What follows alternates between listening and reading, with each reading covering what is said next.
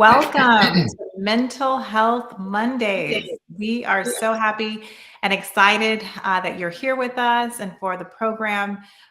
Today, the topic is something that I know will resonate with some, and I think just getting information will be just so encouraging and helpful to many. So welcome, Dr. Whyte. Thanks. It's good to be hosting with you. Yes, it is exciting. How are you feeling today? You know, the COVID is unique in going up and down. Yes. The normal flu, you progressively get better, but Mhm. with COVID, it's just kind of up and down. So Yeah, you still think having the you're, coughs. What's yeah. that? Yeah, you think when you think you're over it, it'll remind you that, yeah, not all, it's not completely gone. And then You're you're not out right, of the woods yet. it lingers. Yes. So runny nose and congestions and cough and all that good stuff. We're happy But all you're in okay. all, I'm okay. I'm okay. Mhm. I'm well enough to complain. How's that? Yep, you're okay. You're okay. So definitely okay. So How are yes, you? I'm doing well. I was just saying, like, it's almost perfect that we have these mental health Mondays because it's usually like a manic Monday, like so many things are going on. And then I can just come and be like, okay, let's talk about mental health things just to kind of decompress from my day. So, Exactly. so yes, and today we're going to be talking about phobias. I think it's a great topic to segue because we've been talking about anxiety the last 2 weeks, and it's not too far from anxiety. It's in the family, I like to say. It's in the family of anxiety. I want to thank you all for being with us.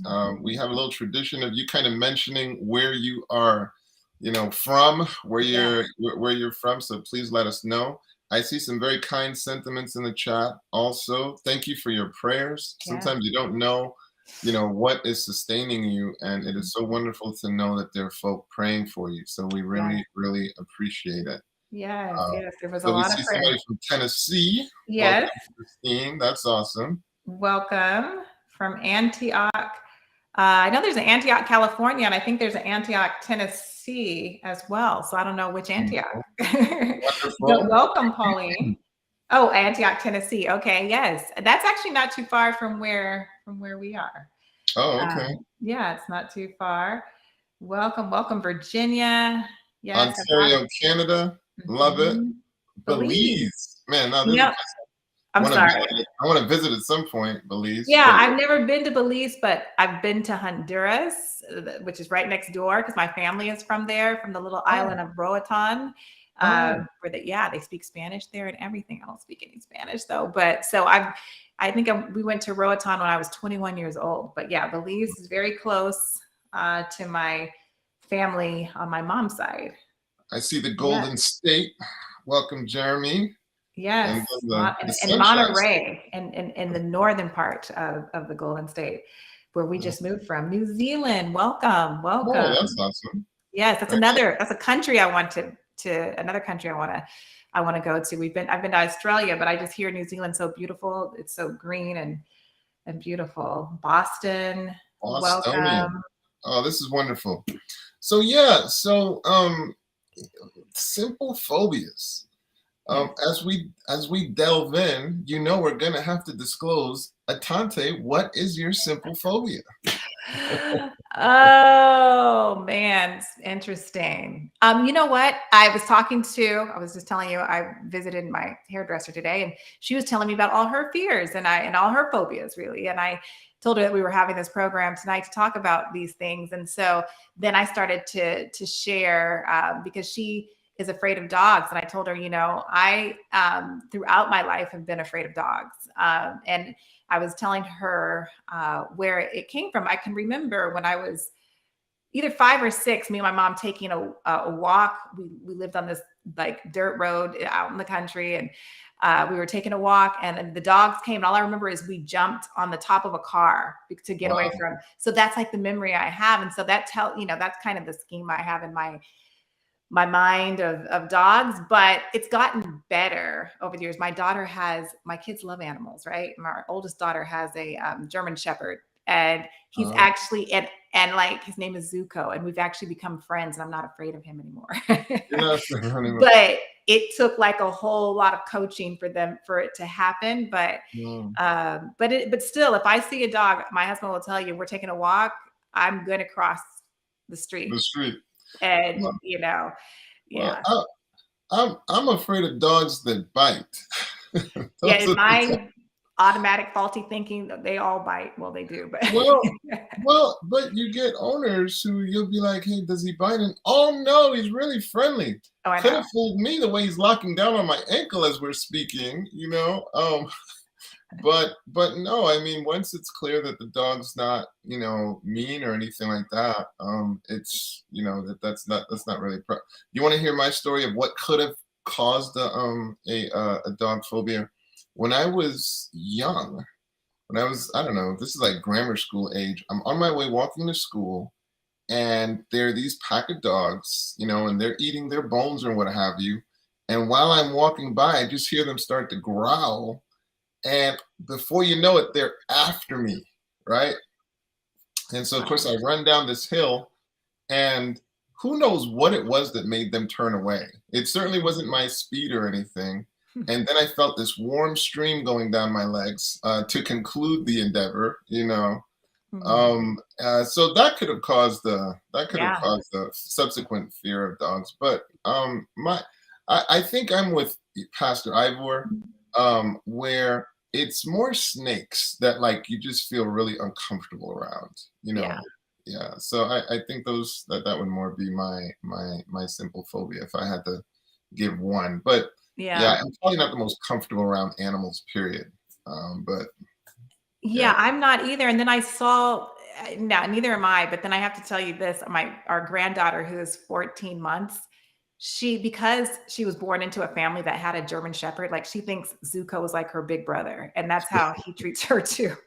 And so she is completely she's a little baby. Well, she's 14 months, and she's not afraid of any animal. Like when she comes to our house, we have a cat. And she just loves the cat, and the cat doesn't even really like her. He runs from her like, what is this little person doing? And so my point is that because she was exposed to a dog at the very beginning of her life, a huge dog at that, she has no fear of animals. Right. So, same thing with my daughter. She's just she's an animal lover, absolute animal lover. So we're talking about disorders. So by definition, when we're talking about a disorder, we're talking about a disruption in function. Right. So we're not talking about just, hey, I'm uncomfortable around that thing. We're talking about shut down. Like in that the presence of that thing, the exposure to that thing can cause massive shutdown and dysfunction. That's what we're talking about when we're talking about a specific phobia. And so that's what the discussion is going to be about today. So we will, kind of share with you some that we've learned, but especially we'll talk about the most effective approach to overcoming a specific phobia.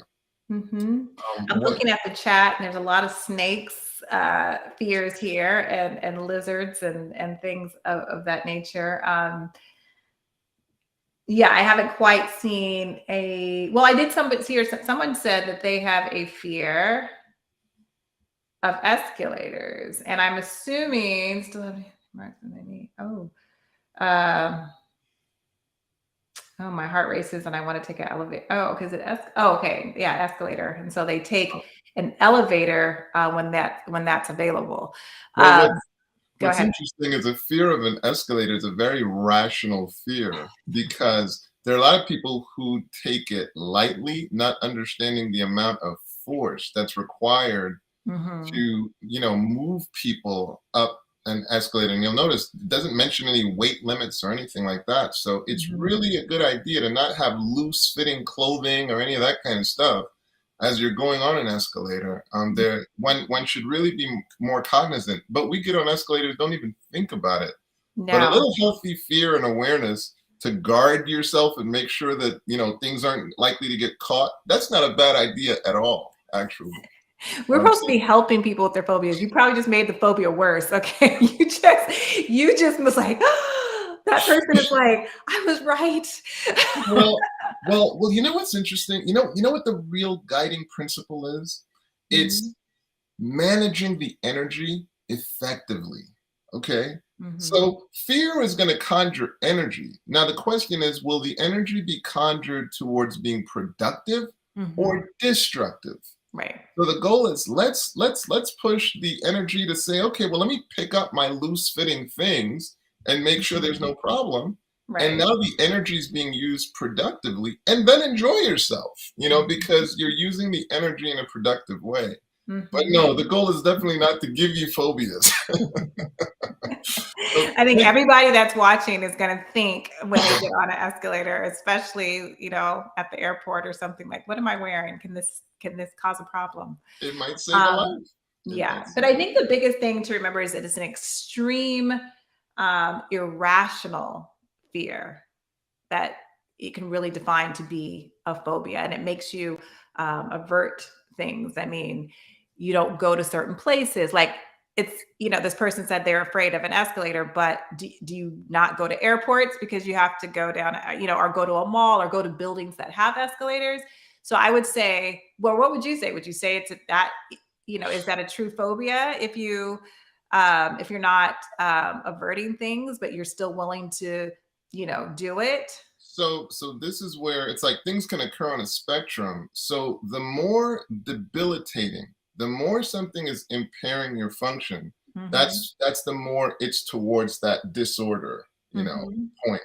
And of mhm, course, the more it's towards that disorder point, the more aggressively you want to get it addressed, the more mhm. you want professionals helping you deal with it, because you don't want that your phobia disrupts your experience with your loved ones or interferes with a job Right. or basically disrupts your life Mhm, mhm, needlessly. mhm. Like, You don't. I'm afraid of dogs, but that wasn't going to keep me from going to my daughter's house. She just had to introduce me to the dog in the proper way. And I didn't want the dog jumping upon me at first, all those types of things. But there are times when phobias, that's when it is a phobia, when you're not willing to go to someone's home, a loved one that you want to be with. And so it keeps you, it makes you stay in your home or not go to that place. You might be isolated, or here you don't enjoy. Imagine not being able to enjoy your grandkid. Right. Imagine not being able to enjoy your daughter's home. Right. So but I think it's beautiful how love helped you to conquer that. You Mhm. know, like Mhm. and it's a powerful thing. It's not like you heard that biblical phrase, "Perfect love casts out fear." Right. Perfect love casts out fear. So that we're kind of straddling over into solutions, but Mhm. if you can identify a thing that you love, it can help you overcome that. Mhm. However uncomfortable I might be with a snake, if it's endangering my family, so much for the fear, so much for Mhm. that. I'm going to do what I need to address the issue. So we love definitions that help, that will be available to you, and so we try to make them as simple as possible. But um, in- degree of impairment, how much is this disrupting your life? How much is it interfering with your normal ability to function? Those are the things that you want to pay attention to determine, hey, do I have this severe phobia? So Mhm. we've seen people lift snakes, we've seen people lift mice, we've seen people lift escalators, we've heard flying. Now with flying, you can see now that's one that can be incredibly disruptive, Yes. because at some point, most of us are called upon to fly. Mhm. And so, of course, that can absolutely be a challenge. Mhm. So here are some of the numbers. Let me just share with you some of the numbers. So it's an estimated 9.1% of US adults that are estimated to have a specific phobia in the past year. And also, the past prevalence of specific phobia among adults was higher for females, so roughly about 12.2%, than for males, which is about Mhm. 5.8%. So, an estimated 12.5% of US adults experience specific phobia at some time in their life. So Mhm. those are just to give you a picture of the severity. I'm getting this from the National Institute of Mental Health. And again, that's just to give you a picture of the numbers. Now, what I Mhm. could do is we could go into the criteria for a specific phobia. Mhm. And so what that talks about is a marked fear or anxiety about a specific object or situation. What we didn't see listed was heights, so a lot of Mhm. people are afraid of heights. We mentioned animals. Mhm. Some people are afraid of injections, Right. and for some, it's seeing blood. I can't tell you how many people say, I can't do medicine because I'm afraid to see blood. That's And me. uh, you can't stand the sight of blood, huh? Mm-mm. I should No. have said that one first. Yeah, I don't do well with that. So you I start probably getting would be in mad. the medical field and not mental health if I could do blood. And I get it, and I have to tell you, and this will go into um, some of the maybe where some of this originates, but my parents are the same way. Yeah, so I was raised by two people who have that same fear or phobia. I think our daughter, she looked at all our fears and she just ran headfirst into those are the things she loves. Yeah, so she went opposite. Yeah, I total didn't. opposite. Hmm. Well, interestingly, with children, the fear anxiety may be expressed by crying, by tantrums, by them freezing, or by them being like really clingy. And sometimes it's cool to be able to decode the child's behavior, to not misconstrue it as them just being oppositional or what have you, but they might be experiencing a phobia, Right. and that's not something that you can just rationally say, no, you shouldn't be afraid of that, because imagine if somebody told you that to deal with your fear. Mhm. Mhm. Okay. But the bottom line is that phobic object or situation, it will provoke immediate fear and anxiety.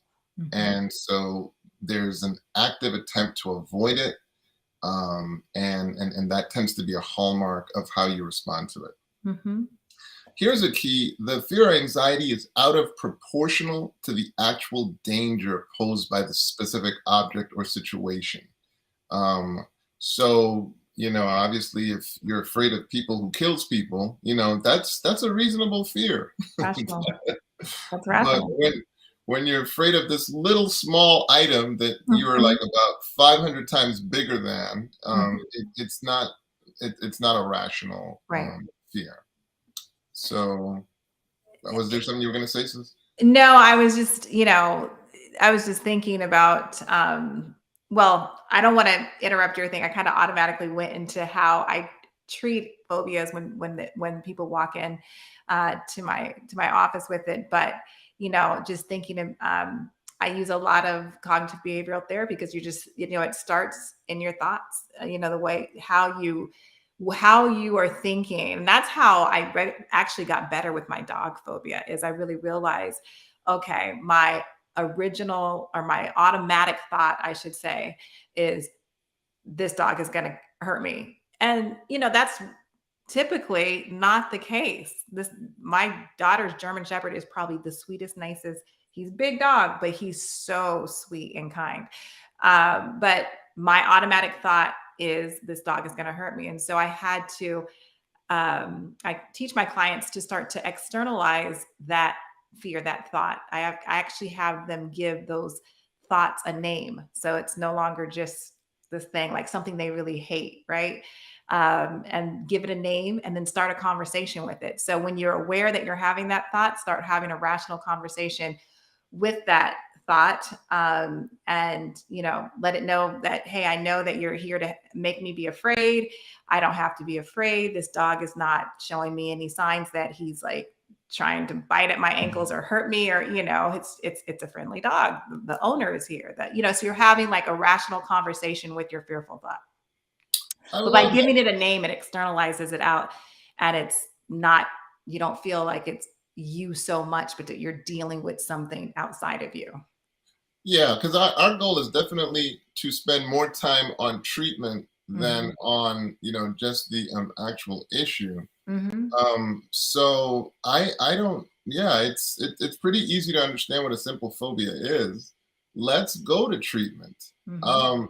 You mentioned that one of the things used in the treatment of simple phobia is CBT. What Mhm. exactly is CBT? Right. Okay. So CBT is cognitive behavioral therapy. And it really, the core concept of it is that you have a thought first, and then you feel something, your emotion, and then that turns into a behavior. So that's why I was talking about. I try to help my clients see that being aware of the thought. What is the automatic thought saying? You feel afraid, but what was the thought before you felt afraid? What did you automatically uh, tell yourself and accept, and then went into that feeling, and then the behavior was you're running away from the dog or you're frantic. I even did this one time. I'm not really proud of it, but I was walking with my good best friend, girlfriend, and a dog came. Again, I'm on a walk. It's always on a walk. And I actually put her in front of myself so that if the dog was going to bite, the dog was going to get hurt. This is my friend. But you see how these automatic thoughts can go so fast? And then so my automatic thought went, my feeling of fear went, and then I behaved like put my friend in front of the dog. And so this is what phobias can do. They can cause you to do some irrational things like that. Well, that it's very interesting because your response, I'm sure, was probably so automatic. Mhm. And it wasn't like you were thinking, hey, I'm going to sell out my friend and I'm going to put Absolutely. her, it was just so reflexive, Mhm. and which of course is sad. But while we are not your therapist, No, and we're not. so this exercise that I'm about to recommend is for entertainment purposes only. That's right. So what you might want to do is a lot of you have identified, hey, I have this phobia. Maybe you could put in the chat what your automatic thought is about that phobia. Yeah. Just as Sister Tante is kind of sharing with us the Mhm. process that she takes her clients through, it may be worth, you may benefit from actually saying, hey, what are the automatic thoughts that I have about Mhm. this issue? Let me put them out there so that I can start, looking at them. Because I'm sure the minute you said that, this dog wants to attack me, now it's out there to be examined. Mhm. Like, wait a second, what evidence is it giving me that it wants to harm me? Which, of course, is a hallmark of CBT. Is Mhm. is it really rational? Right. What I'm thinking. Mhm. So first you put the thought out there, you start challenging it. What's your next step, sis? So it's just so you challenge it, you start to have a conversation with the thought, and then um, you destroy the thought. So I have had clients, and I, we, in a process that we work through them how they choose how they want to destroy the thought. I've had them take the thoughts and they're imagining and putting the thoughts in a suitcase, locking it and throwing it over the cliff and drowning the thoughts. Or I've had clients, they're, imagine them driving over like like something on the road, like a leaf in the road or whatever. So they're driving over the thought. They're destroying the thought. But and that's in that moment, and that can work in that moment. But something that You got some violent clients there. I they come up with it. I'm like, you can do whatever to the thought, but not yourself or to anybody else. No harm to anyone or yourself. But something that I talk to my clients about is like you can deal with the thought in that moment and you can destroy the thought in that moment. But the thought has supernatural powers. And I kind of imagine, like, I don't know if you ever watched any of those cartoons when you thought, I think it's the Roadrunner, right? He always got destroyed, but he came back. I might be talking about the wrong cartoon, but it had supernatural powers to come back. So the thought's going to come back, and then you repeat that same process. Because people are like, how many times do I do this in a day? Well, how many times do you have these thoughts? This is how much, that's how many times in a day that you do it. All right. Well, we got some great participation in the Okay. chat. And so let's see. We got some questions, but first let me do those people who did their automatic thoughts. Yeah, I He's missed them. gonna jump on me, the lizard. Okay, very good. Let's see, what else? What are the automatic thoughts? It can get on me. So Joy said maybe that I would get stuck on the bridge or my car would break down on the bridge and I would get an accident. I don't really know for sure. Very good. Okay. At least Okay. she tried. If I Mhm. go up there, I will die. Okay. So maybe that's for like a high. So thank you for that, Grace. Mhm. And then there were some questions that popped up. So one person asked, why is DBT not practiced, taught as much anymore? It was very helpful for me when I had an eating disorder. So DB Oh, I'm sorry. I was gonna say DBT is taught still. I mean, yeah, so yeah. DBT is taught and I would say practice. I believe part of so just so you know, DBT stands for dialectical behavioral therapy. Mhm. It was pioneered by a woman by the name of, you remember her name? Um, I should, uh, because I was in school more recently than you were. I'm not remembering her name right now. it's on the tip of my tongue. I'll Google it, but It's on the tip. Marshall Linehan. Marshall Linehan. okay, yes, I yes. believe his name, Marshall Mhm. Linehan. And so she pioneered it. It was developed for the most challenging mental health patients. Like these are people who had high risk for self-harm, Mhm. eating disorder, just think about the most challenging patients. And so she pioneered this process for dealing with those patients. So it was effective. And keep in mind, when she develops this, it's in an academic setting. So Right. in an academic setting, the world is kind of your oyster. You can develop all these tools and all this. Well, so for example, well, the therapist should be part of a support group, and there are these cards, and there are these, but it just robust, great in an academic setting. But when Mhm. it's time to put that in a setting that's insurance driven, and where it's like you have to make this viable, sometimes there were now adaptations that had to take place Mhm. that can make it more difficult, or even as popular per se. So that's just my rudiment. Like, I mean, because I was at an institution attempting to implement, some of those processes, and those were some of the challenges I observed. Mhm. But that said, DBT definitely a powerful process, and where it can be Mhm. implemented, it definitely has its place. CBT, what exactly is CBT? CBT is cognitive behavioral therapy, pioneered by Aaron Beck. Mhm. And the work is being perpetuated by his daughter, I think it's Judy, Beck, if I'm not mistaken, but I cannot recall for sure. But the bottom line is his daughter is continuing his work, and basically, cognitive behavioral Mhm. therapy argues that your thoughts impact your emotions, and your emotions impact your thoughts, and therefore, if you can make sure that the thoughts are actually based in reality, you can better impact your emotions. Mhm. And so that's why one of the things you saw with CBT is checking the thoughts that are around, that are supporting the phobia. Uh, there is another technique that is used in addressing phobias, sis. Progressive desensitization. Do you use that Mhm. with your clients at all? I don't. I don't.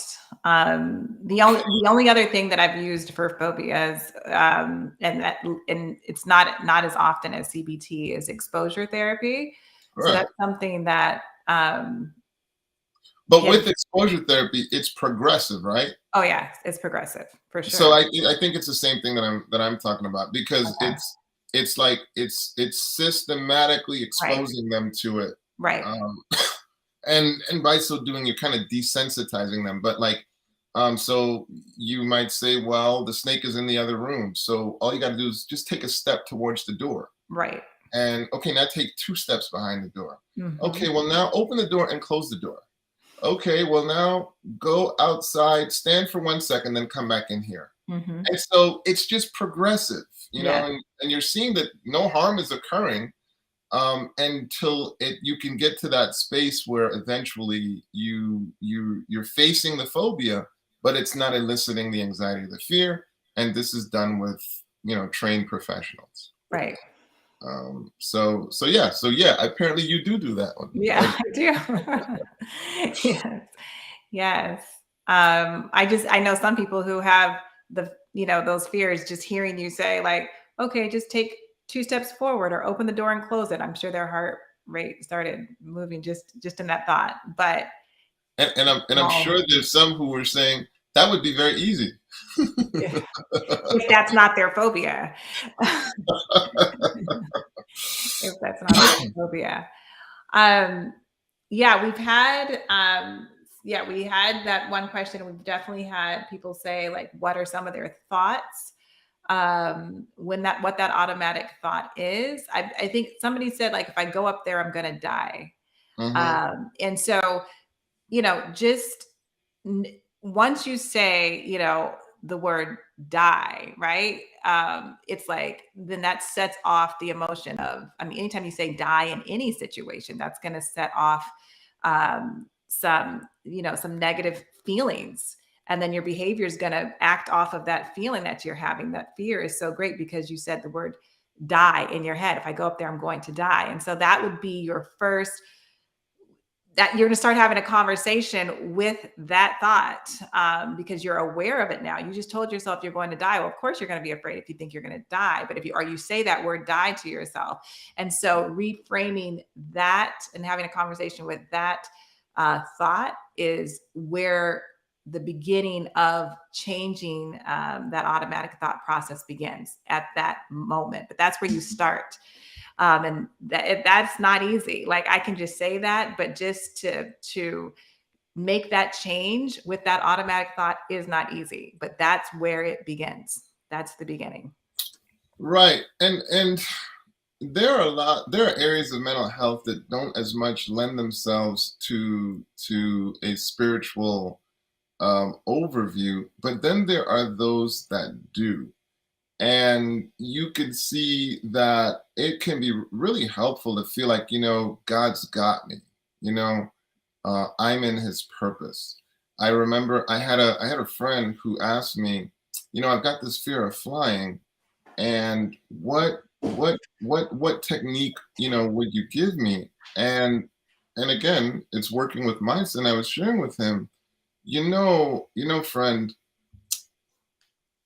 one of the interesting things I've observed is when it's your time to go, there's nothing you can do about it. And it doesn't matter where you are, it's your time to go.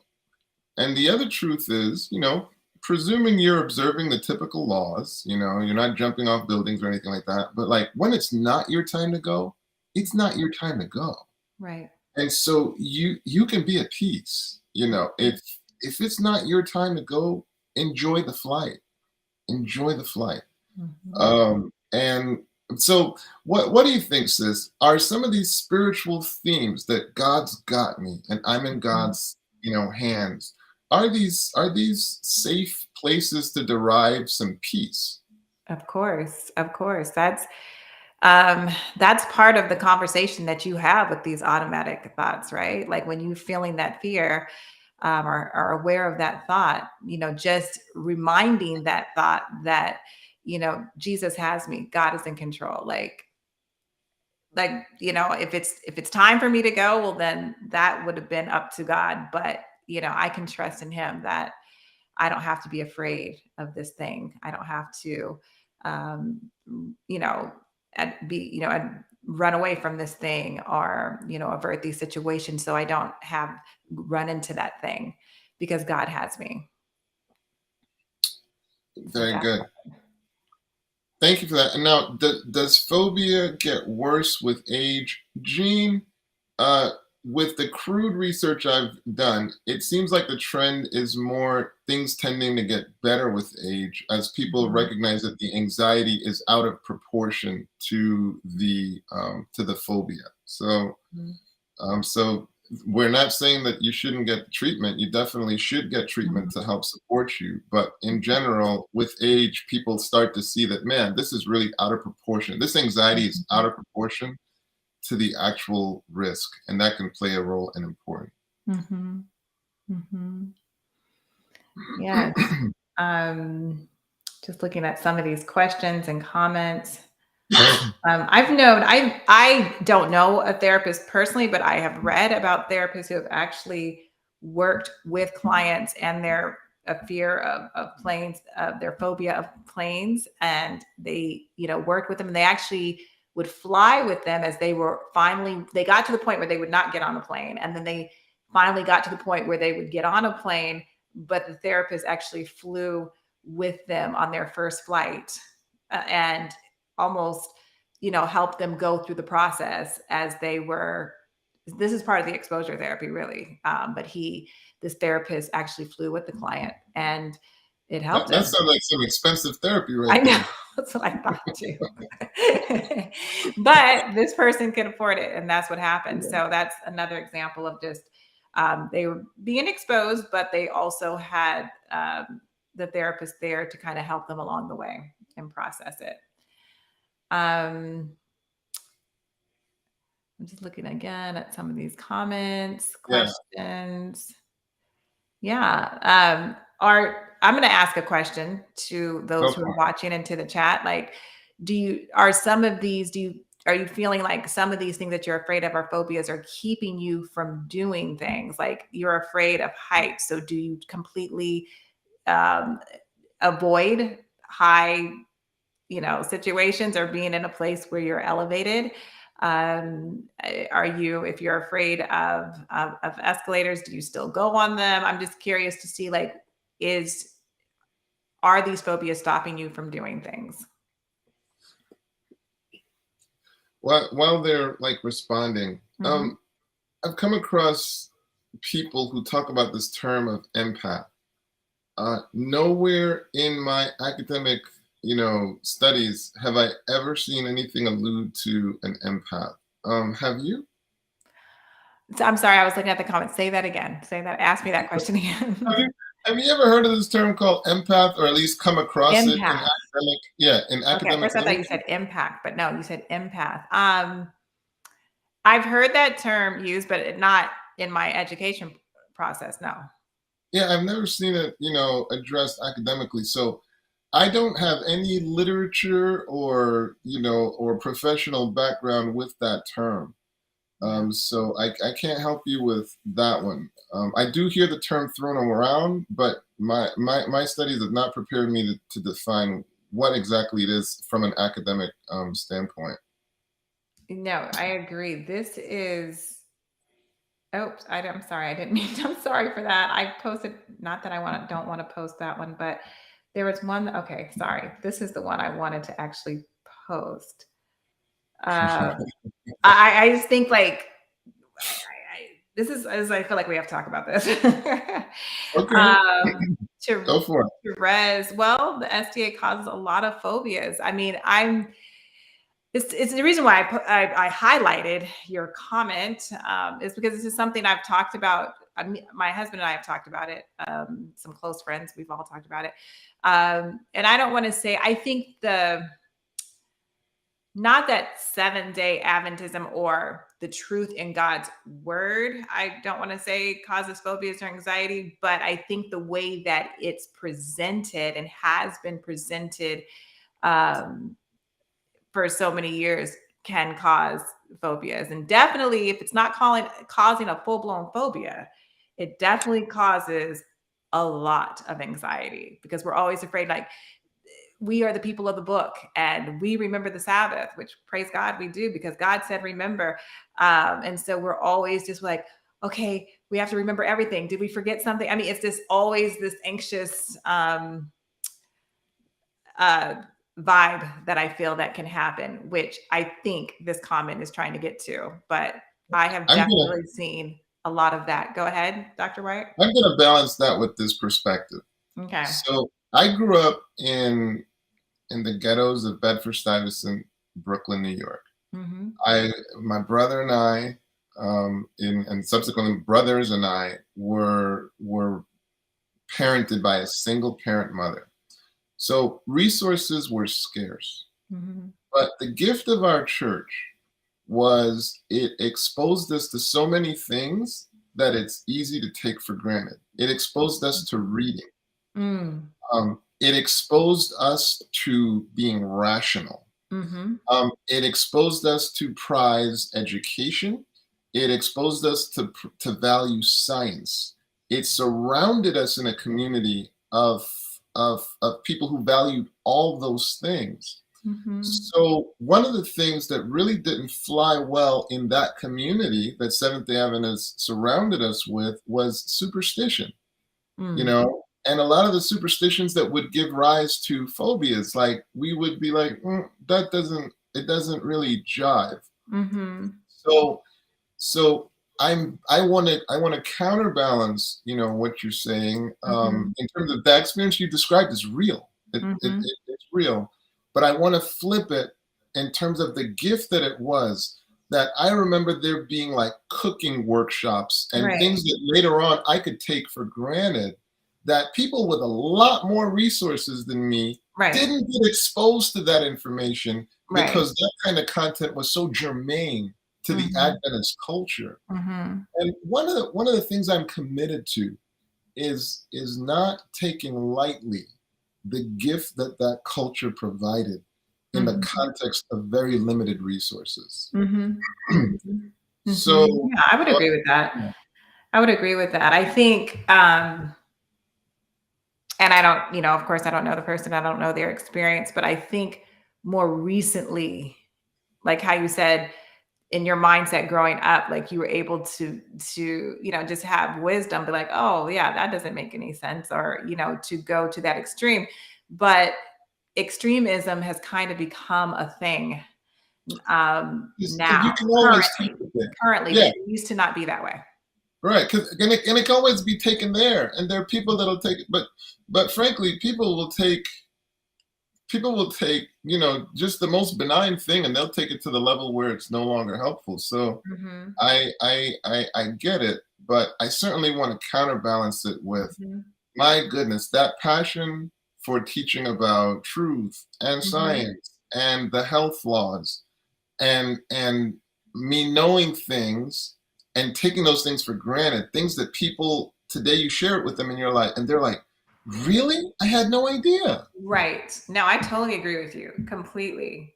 You I think it know, just goes, I think, and I can only speak for myself, but I think when it goes off track is when that our um just our I don't want to use the word basic, but our baseline information that we know and hold true with our health message, with the Sabbath, with all the prophecies, all those other things, when that doesn't become enough and we try to add on to that to make it right. even more, that's when it becomes a problem.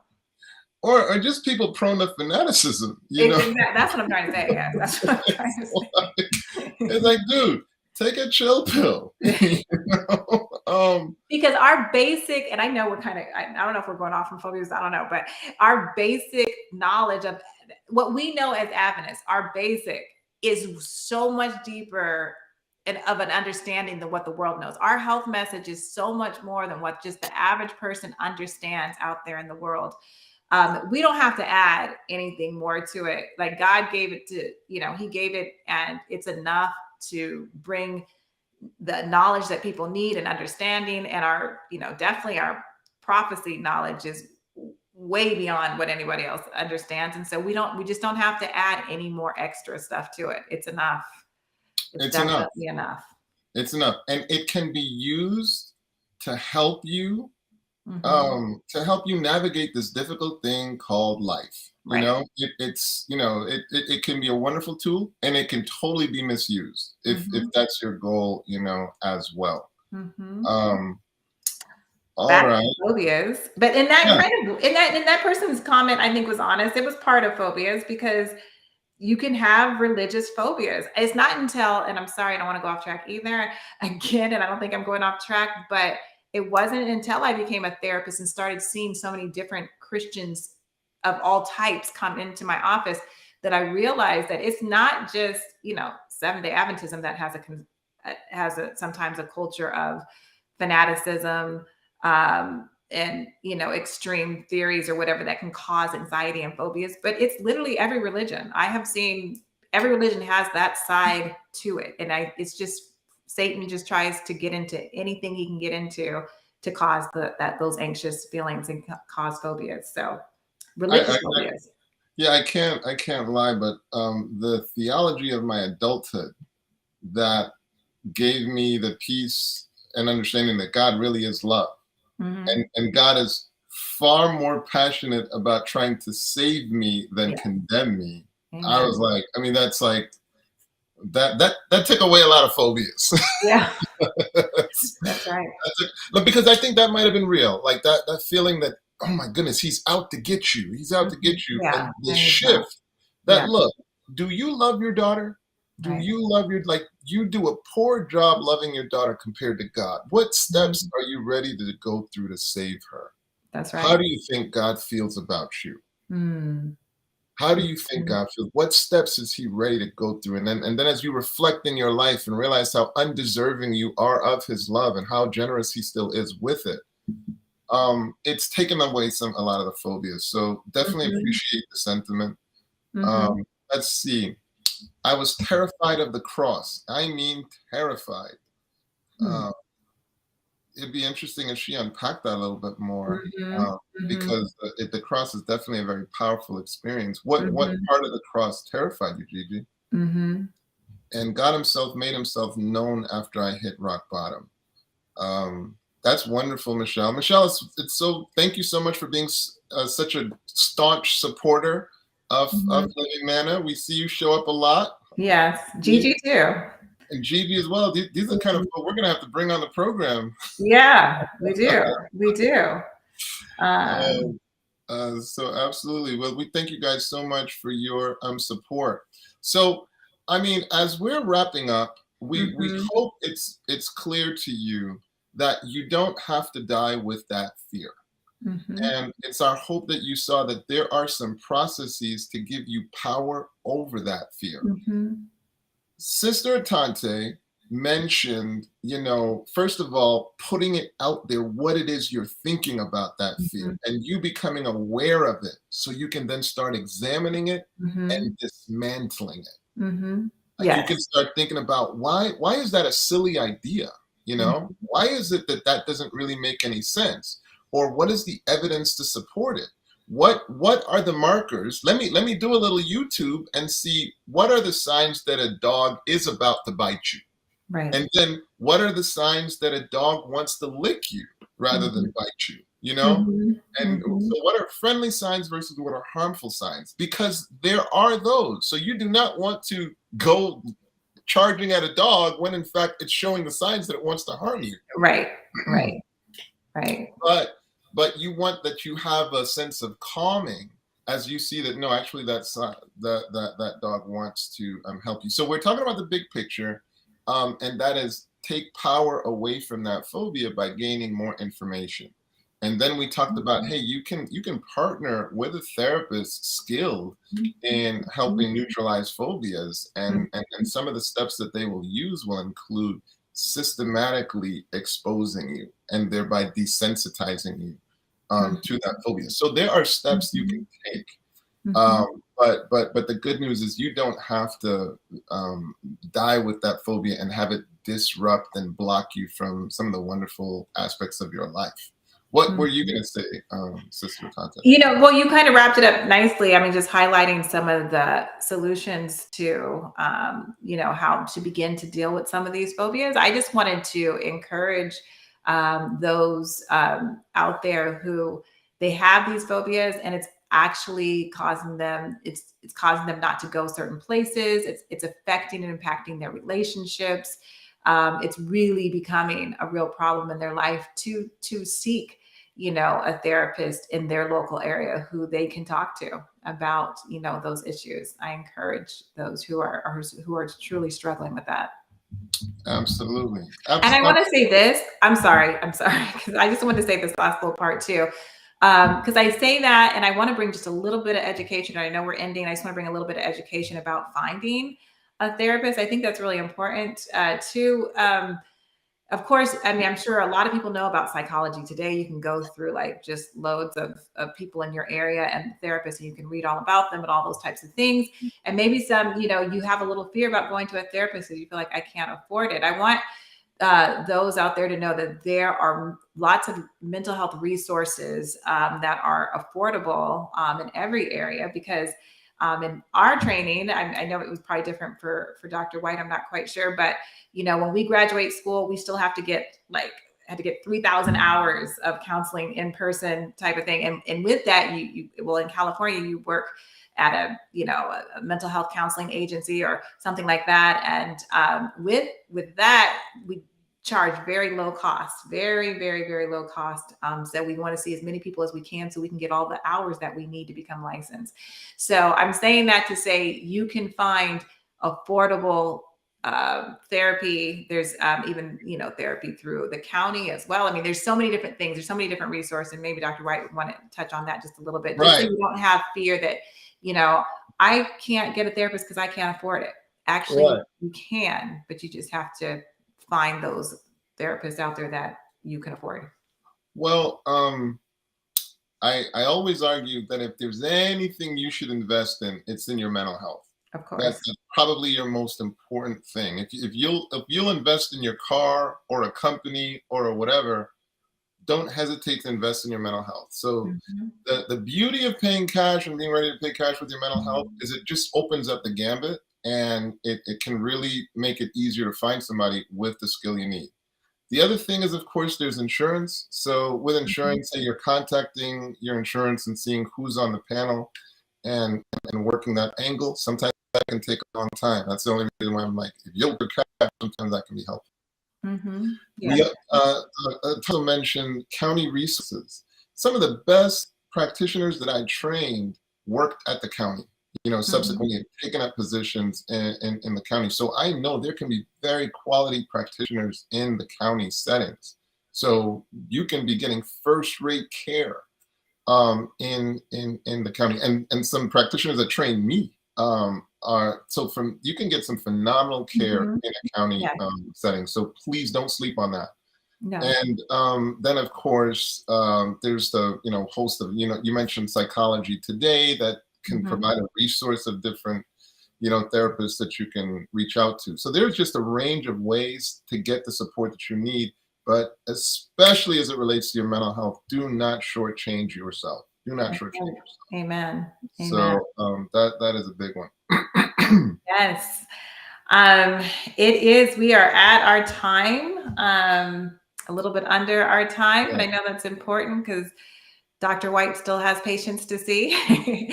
So we want, no, that's okay. We're at our time. We went to our time, and I feel like we covered the topic well enough to give the education that you need to have you, seek more help if you're needing that.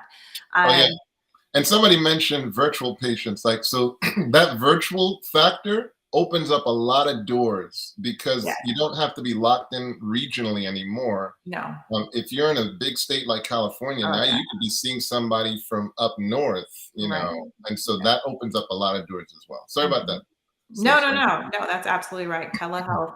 That's one thing COVID did for therapists. I have therapist friends who had an office, and of course, everybody was forced to go to telehealth. And then after they came out, they were just like, you know what, we're going to stick with telehealth because it's just as effective. And a lot of therapists actually enjoyed that. But you can see people in person, or telehealth is definitely, if you're in that same state, is definitely an option.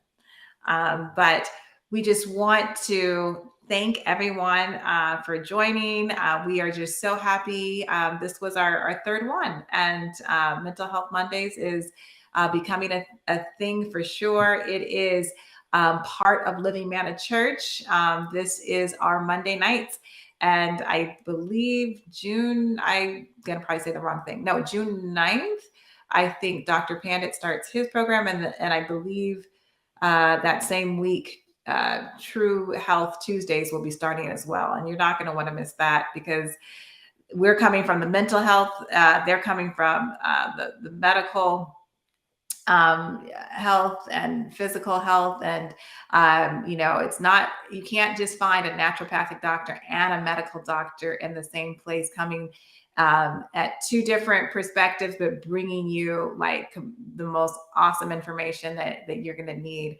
Practical. applicable stuff. Yes. Practical, applicable stuff. And Yes. the mandate Pastor Ivor has given is make it practical, which reminds me, we got to give him a practical assignment. Oh, that's So right. a practical assignment is you're going to take just one step. You just want to take one step towards gaining some power over your phobia. And so you got it from Sister Atante. Write down what that automatic thought is and start taking some steps to dismantle it. So that's the practical steps. But Pastor Myers has demanded that all of us keep things as practical as possible, and it's something that he honors even in his sermons as well. Just keeping it as practical as possible. By the way, I got the photo theology cards, right?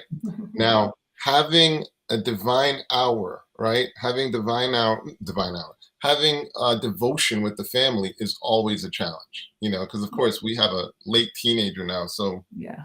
too cool for school. So now I just whipped out the card, and I think last night's card was, what is the bigger pattern of this of the verse? What is the bigger pattern?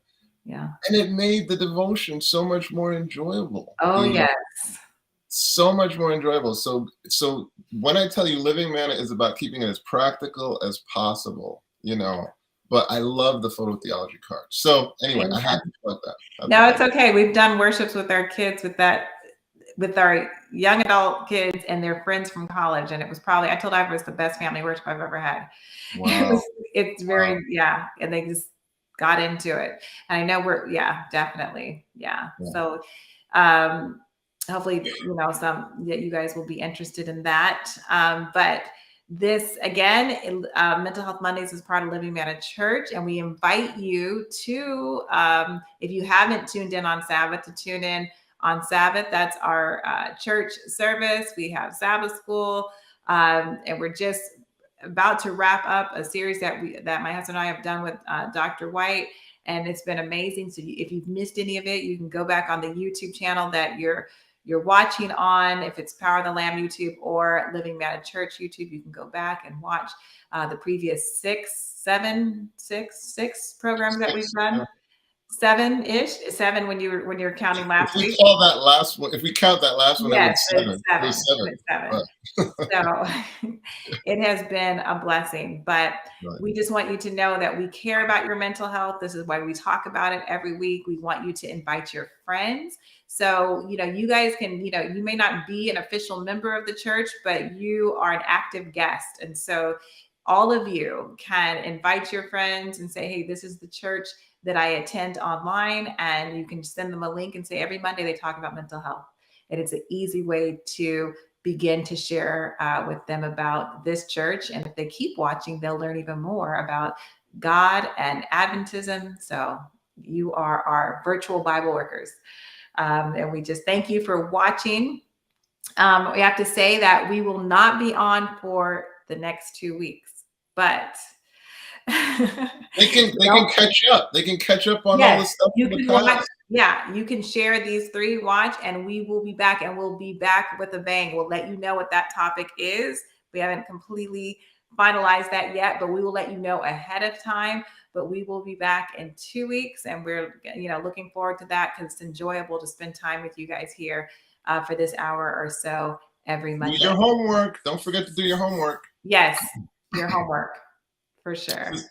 Sister Atante, always a pleasure, ma'am. Yes, it's always a pleasure. Would you like to close out with us? I would love to close out. Thank you.